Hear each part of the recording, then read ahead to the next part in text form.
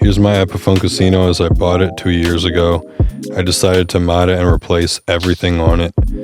Most importantly, I was replacing the pickups with Fralin noise-free pickups. I got a Gotoh bridge, a new switch, new pots, a new pickguard and insignia, new Gibson braided wiring. There's the pickups. Vintage Gibson Perez tuners and a vintage tailpiece for guitar that's slightly bigger than this one. So step one, when I got all the parts, was stripping the guitar down. I was going to take off all the old electronics, the pickups, the bridge, the tailpiece, the pickguard, the tuners. Everything's going away.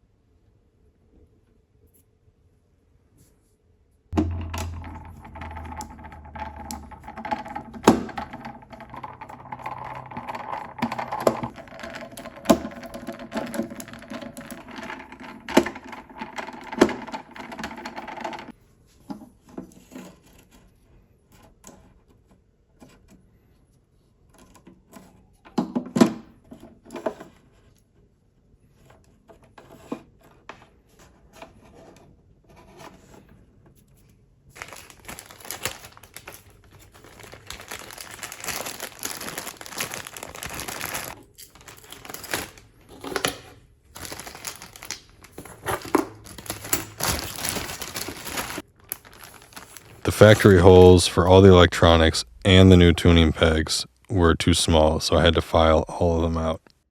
So I did all the filing together. I made sure to put masking tape on so it wouldn't get tear out, and the process really wasn't that bad. I had a really cheap file from Harbor Freight. It was a circular one, and it worked fantastic. It took maybe an hour or less.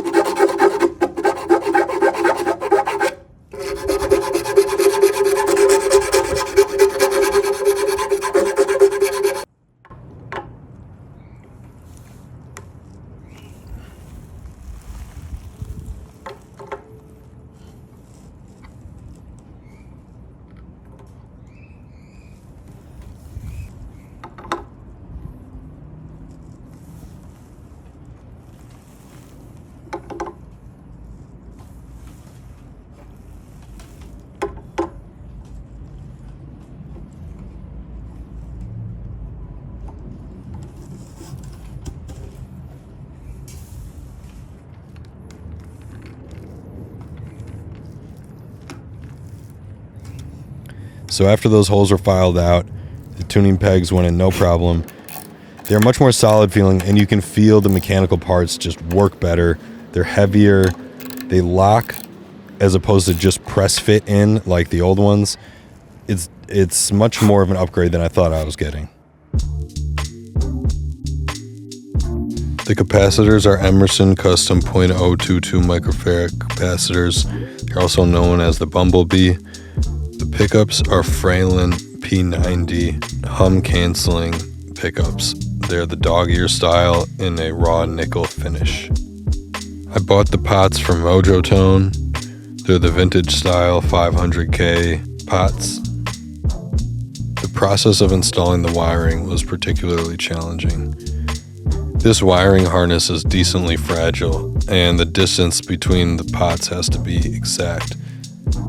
I did this process many times because I either broke it or had the ground come loose or something or other as I was installing it. I used a copper wire twisted around the ends of the pots for both the furthest pot and the input jack. I stuck it through the hole, twisted it around the part, and then pulled it through. Another challenge was picking the correct wiring diagram. There are several to choose from. I ended up choosing a Gibson classic style wiring. Some people call it the horseshoe wiring diagram. The one modification I made was adding an extra ground wire. I soldered it directly to the pickup. The second big mistake I did was I installed the neck pickup the wrong way. I had it the wrong way for probably a week or two until I realized it was very easy to switch, and it sounds dramatically better when the pickup is facing the correct direction. Seeing as I made a million mistakes and had to redo things, I don't have a straightforward build guide for the electronics. I would suggest looking elsewhere on YouTube, as there are a lot of other build guides for the specific electronics wiring for Casino and other Gibson style builds. If you're looking for a first guitar wiring project, I would suggest something with a solid body. With these guitars, you can either take off the pickguard and install the entire wiring harness before reinstalling it like a Stratocaster, or you can access the wiring on the back of the guitar by unscrewing a panel.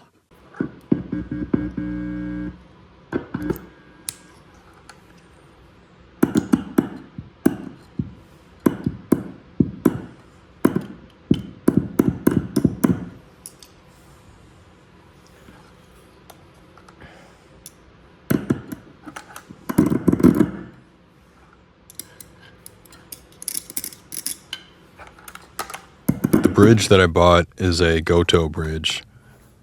The finish is called Relic Nickel. It was relatively inexpensive. I bought it from StewMac, and this was the easiest thing to install. Those pins screw in, and then you slide the bridge on, and it's done.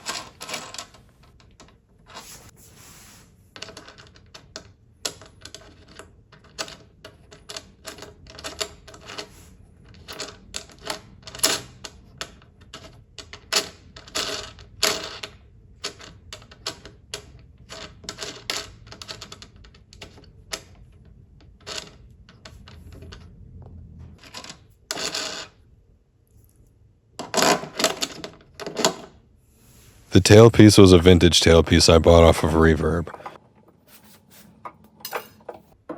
The tailpiece ended up being for a larger style Hollowbody and did not directly fit. However, when I screwed in the piece for the strap, the tail bracket locked perfectly into the edge of the guitar and held it extremely steady.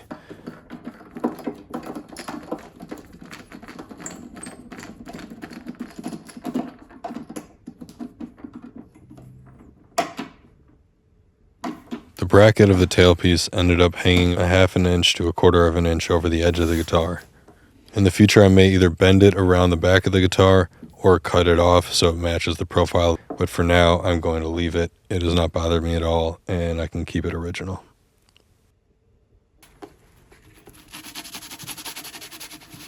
This tailpiece was also extremely pitted.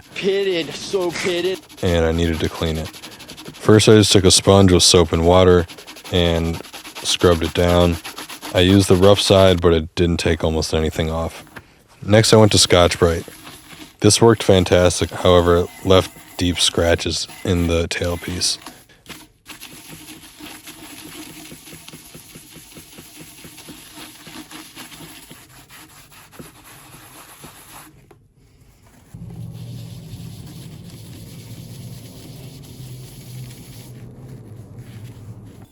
Next I took steel wool and brushed it in a more orbital pattern.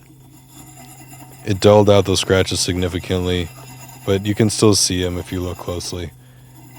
As soon as you back up a foot or two, you can't see anything, and I don't mind the worn look. It's not perfectly buffed, I'm not trying to get a perfect shine, and maybe I'll do a better job in the future, but this is satisfying me for now.